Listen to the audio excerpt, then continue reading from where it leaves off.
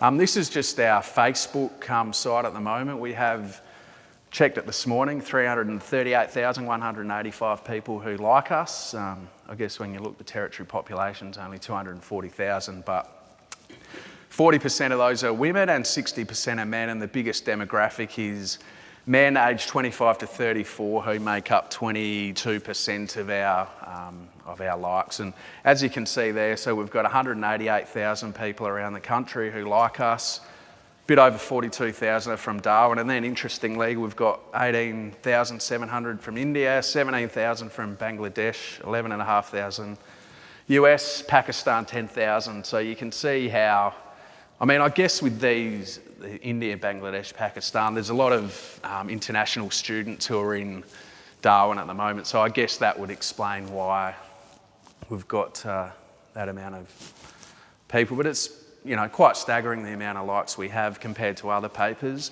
On Twitter, we have 50,272 followers. We hit the 50,000 a couple of weeks ago, so we were pretty excited about that. Yeah, it's another one. It's all right, I'll show some serious ones soon. It's okay.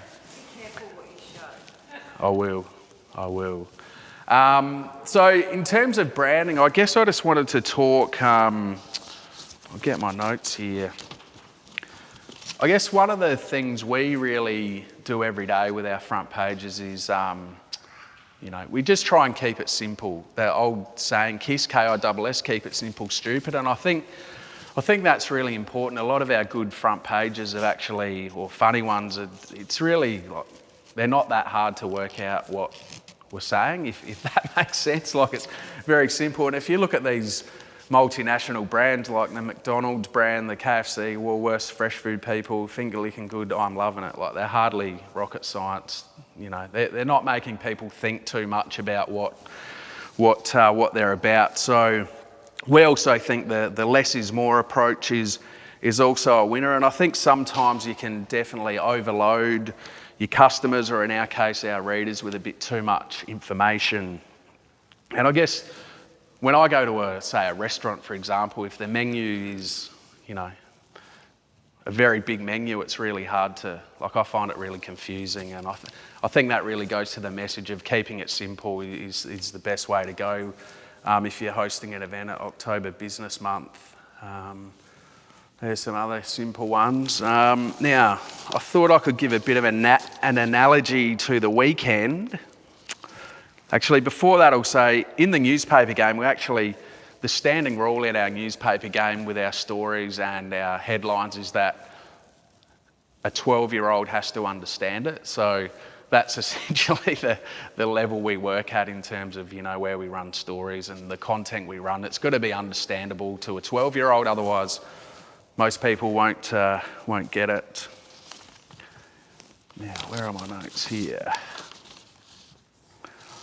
And yeah, I think it's important for you and your businesses to be true to yourself. And I think a great example was Scott Morrison on the weekend.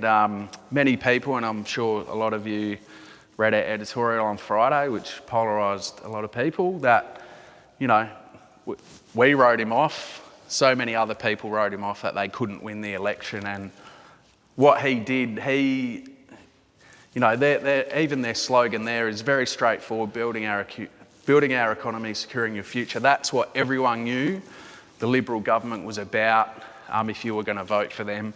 And I think in the end, when you look at the Labor Party, they had a lot of mixed messages towards the end, and it was a bit difficult to understand exactly where they were heading. And I think that's sort of what tipped it to Scott Morrison's favour. And he was seen as more trustworthy than, of course, Bill Shorten, which was really interesting.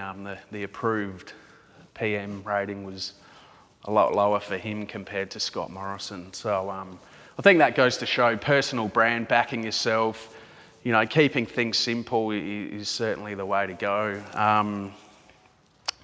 So I guess with our brand, we're sort of known for our quirky front pages, but I think too, when we do something really powerful on the front page, such as this one, it also has a pretty big impact as well. We did that one in August 2017, so a couple of years ago, and like at the time I thought it would go well, but certainly not as well as it did. We were actually the first newspaper in the whole country to say we should bring in same-sex marriage, and that front page was seen by, I think the final stat was like 3 to 4 million people around the world saw it. So I guess that was good for our brand as well, that, you know, yes, we're not just quirky, we can have some serious ones. And that was after the Royal Commission was called, after the Four Corners report, which has been a big talking point for the last, well, that's scary, that's 3 years ago nearly. That's how long that saga's been going on. So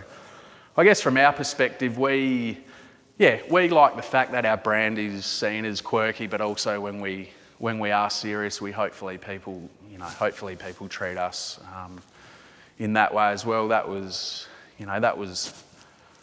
I went to bed that night before that front page came out, you know, where you're basically saying the Prime Minister doesn't care about young children being sexually assaulted. I didn't sleep too well that night, and he actually called me that day, the day it ran, and he wasn't too happy with me, which is understandable. But at the end of the day, he did understand where we were getting at, and I think, as most of you know, it ended up that a few months after that, he actually did go to Tennant Creek. He was the first Prime Minister to go to Tennant Creek in 40 or 50 years, I think, and only the second ever.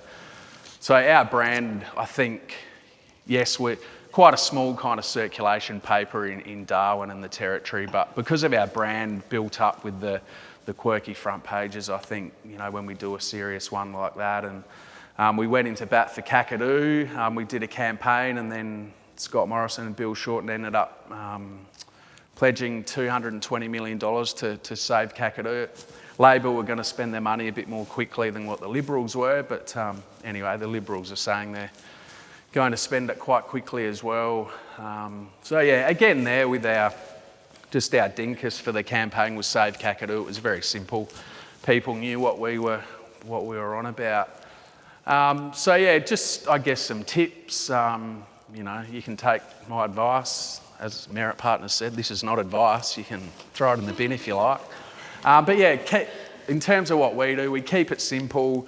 Try and be bold and stand out from the crowd. I think in your descriptions, you've only got 50 words, I think. Yep. You can have a bit of fun with that. That's engaging for people if you do have a bit of a laugh. Capture your event in as fewer words as possible, especially if you've only got the 50 words to go by. Don't overthink it. I think a lot of businesses, people can overthink things, and then it ends up getting confusing for a lot of people.